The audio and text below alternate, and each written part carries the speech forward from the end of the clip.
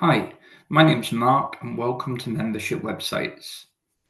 How do we implement the side-by-side pricing? Let's have a look.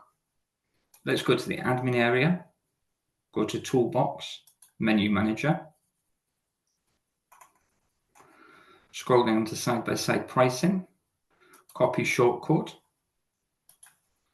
go to My Content, Web Page Builder, go to Pricing Page, and then simply paste the pricing code in. You can then remove any existing code that's there. So to do that, you can simply just highlight the existing code that's displaying.